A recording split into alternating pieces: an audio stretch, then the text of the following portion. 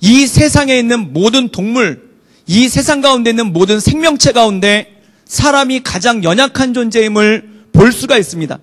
이 사람을 가만히 보면은 사자와 같은 강한 이빨을 가지고 있는 것도 아니고, 또한 늑대와 같은 강한 발톱을 가지고 있는 것도 아니고, 곰과 같이 힘이 센 것도 아닙니다. 또한 원숭이처럼 몸이 날래지도 않습니다. 그래서 육체적으로 인간 하나만 갖다 놓고 보면은 모든 동물 가운데 가장 연약하고 또한 가장 부족한 것이 바로 인간입니다.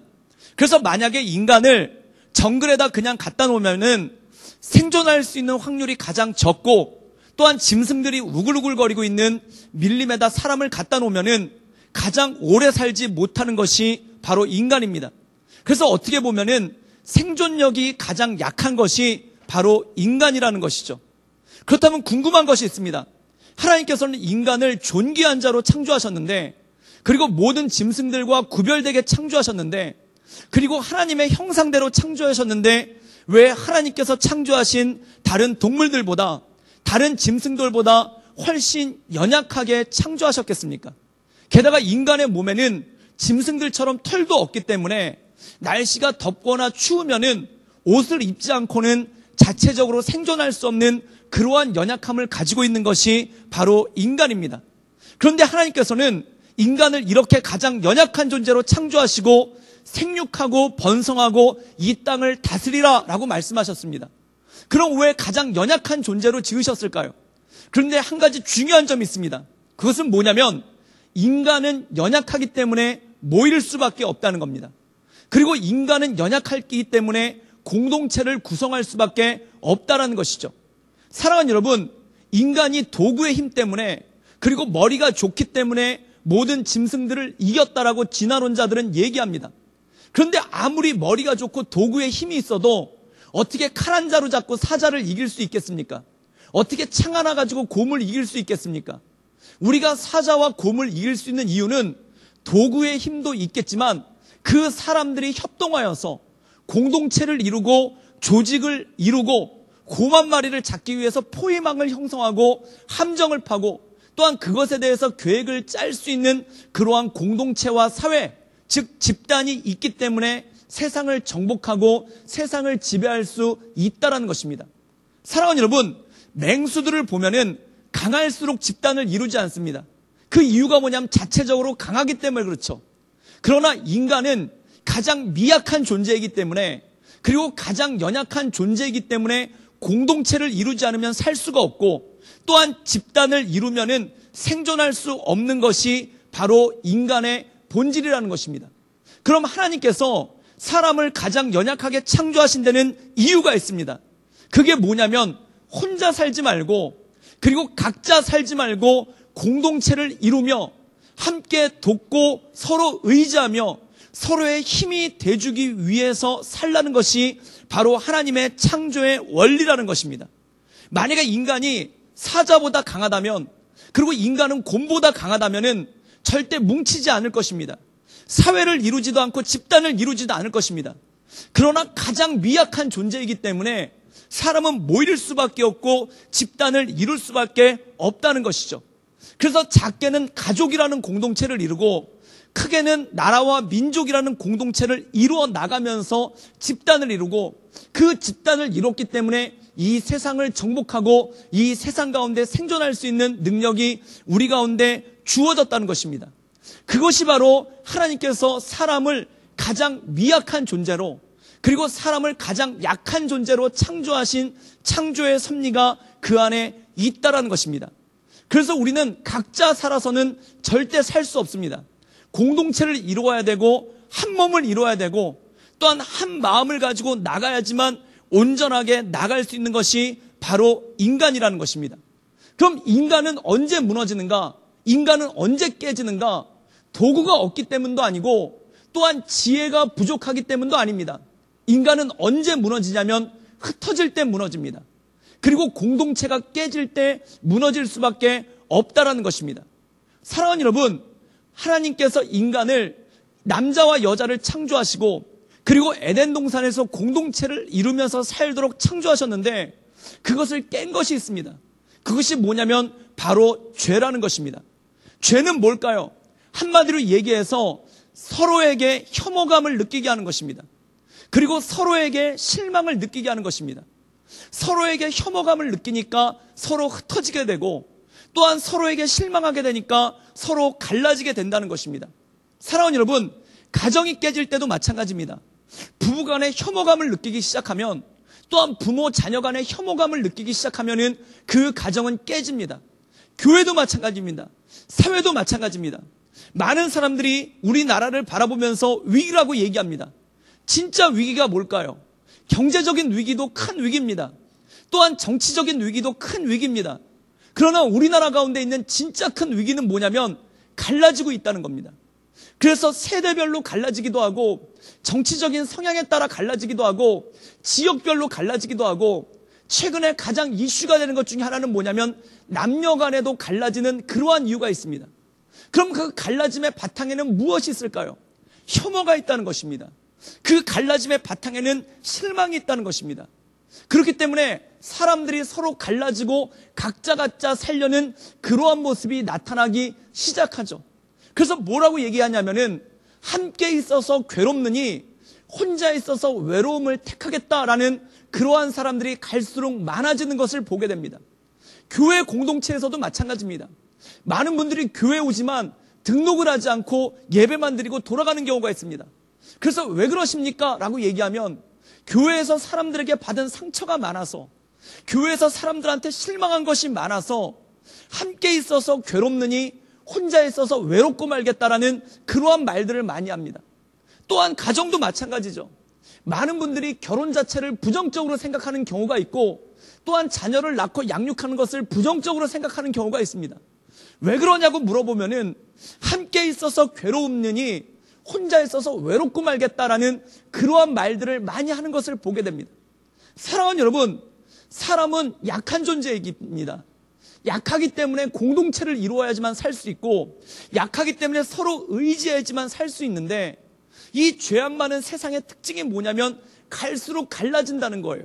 그 갈라지는 이유가 뭐냐면 서로에게 혐오감을 느끼기 때문에, 그리고 서로에게 실망감을 느끼기 때문에 갈수록 갈라지는 현상이 나타나기 시작한다는 것입니다.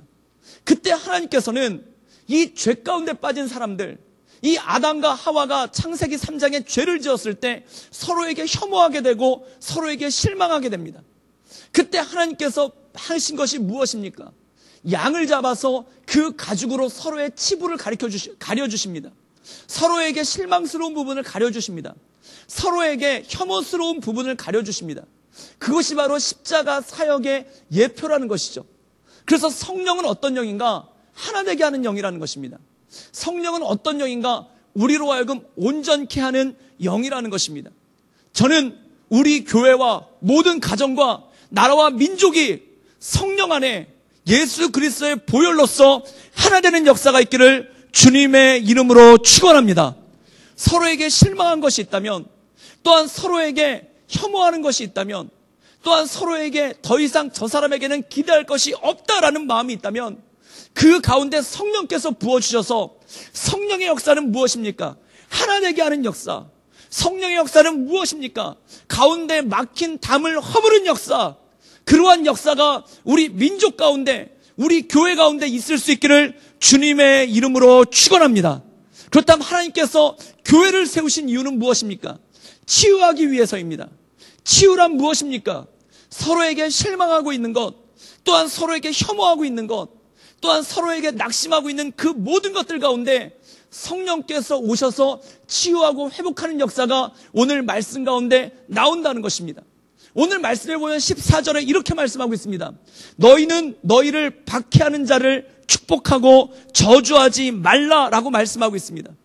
사랑하는 여러분, 우리가 이 시대를 살아갈 때, 이 당시 사도 바울이 복음을 전할 때는 정말 박해하는 자들이 있었습니다. 예수 믿지 않는다는 이유로 감옥에 갇히기도 하고, 또한 예수 믿지 않는다는 이유로 죽음을 당하기도 했습니다. 그런데 이 로마서에 나오는 박해는 뭐냐면, 예수님을 안 믿는 사람들이 믿는 사람들을 박해하는 게 아니라 교회 내에 있는 박해를 뜻합니다. 교회 내에 있는 혐오, 교회 내에 있는 실망에 대해서 얘기한다는 겁니다. 그런데 그것에 대해서 어떻게 얘기하냐면 너희를 박해하는 사람, 또한 네가 혐오감을 느끼는 사람, 또한 네가 실망하는 사람이 있다면 그들을 저주하지 말고 축복하라는 것입니다.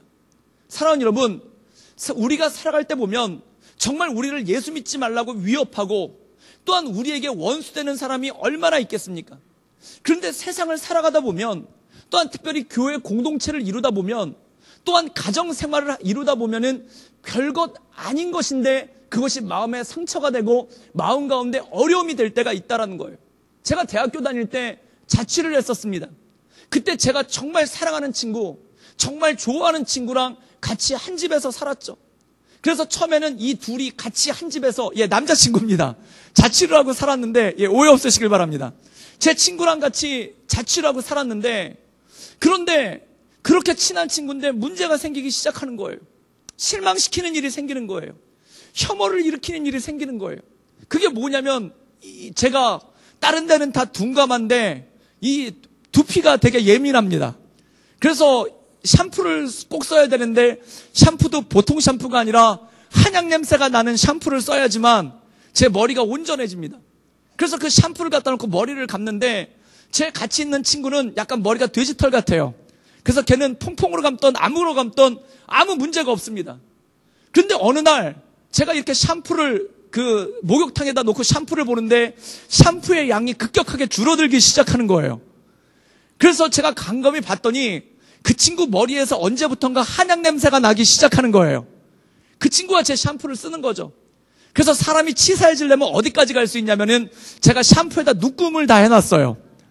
그리고 쓸 때마다 눈금을 해서 표시를 했는데 이게 갈수록 제가 안 썼는데 줄어들고 있는 거예요. 그때 확신이 왔죠. 저 인간이 내 샴푸를 쓰고 있구나. 그런데 그게 실망스럽고 그게 혐오스러운 거예요. 그래서 나중에 마음 가운데 실망이 들어오니까 별게 아닌데 마음 가운데 실망이 들어오니까 그 친구랑 눈 마주치기가 싫어지고 그 친구랑 말을 섞기가 싫어지는 거예요. 그런데 여러분 생각해 보십시오. 제가 어디 가서 그 친구한테 불편한 마음이 있는데 너 걔랑 요즘에 무슨 일 있냐? 라고 물어보면 걔가 내 샴푸를 써서 라고 어떻게 감히 치사하게 말을 하겠습니까? 그러면은 어떻게 얘기를 하냐면 그 친구는 영적으로 맑지가 않아. 이렇게 표현을 하게 됩니다. 그 친구는 믿음 가운데 온전함으로 거하는 것 같지가 않아. 걔는 경건의 모양은 있지만 경건의 능력이 없는 것 같아. 왜 그렇게 표현하냐면 그까지 샴푸 눈금 하나 더 쓰는 것 때문에 실망했는데 그 혐오를 그런 식으로 표현하기 시작하더라는 것입니다. 사랑하는 여러분, 우리가 누군가에 대해서 실망하거나 누군가에서 혐오를 느낄 때 진짜 큰 문제를 가지고 혐오를 느끼거나 실망을 느끼는 것은 극히 드뭅니다. 그런데 그 혐오나 실망하는 마음이 들어왔었을 때 그 사람을 표현할 때 그렇게 표현할 때가 있다는 겁니다. 왜냐하면 다른 사람에게 공감을 얻기 위해서, 다른 사람에게 내 혐오의 이유를 설명을 해주기 위해서 뭔가 더 극대화시키고 뭔가 더 과장하고 또한 뭔가 더 지나치게 나가는 그러한 모습이 있다라는 것이죠. 그런데 어느 날 기도하는데 그 마음 때문에 괴로운 거예요. 그래서 기도를 하는데 하나님께서 이런 응답을 주시는 겁니다. 샴푸가 중요한가? 친구가 중요한가? 그래서 제가 거기서 마음에 도전을 받고 계산을 해봤어요. 제 친구가 이 한약 냄새 나는 샴푸를 펑펑 쓰면은 제가 한 달에 얼마 손해보는가? 2,000원 손해보더라고요. 2,000원이 중요한가? 친구가 중요한가? 많은 분들이 이렇게 얘기합니다. 돈의 문제가 아니라 기분의 문제라고 얘기합니다. 그런데 2,000원짜리 기분이라면 넘어설 수 있기를 주님의 이름으로 축원합니다. 우리는 때로 살아갈 때 그 2,000원짜리 기분 나쁜 것을 넘어서지 못할 때가 있어요. 그 2,000원어치 마음의 실망을 넘어서지 못할 때가 마음 가운데 있을 때가 있더라는 것입니다. 사랑하는 여러분, 그러면 무엇이 필요한가? 어떤 게 중요한지는 너무나 잘 아는 거예요. 그럼 어떤 마음을 내려놔야 되는가? 친구를 내려놓는 것이 아니라 샴푸를 내려놔야 되는 거예요. 사랑하는 여러분, 혹시 실망하신 분들이 있다면 그 실망의 마음을 내려놓을 수 있기를 주님의 이름으로 축원합니다. 그때 우리가 온전한 능력 가운데 나갈 수 있게 된다는 것이죠. 사랑하는 여러분, 사람은 고슴도치와 같습니다. 멀리 있을 때는 근사해 보여요. 멀리 있을 때는 괜찮아 보여요.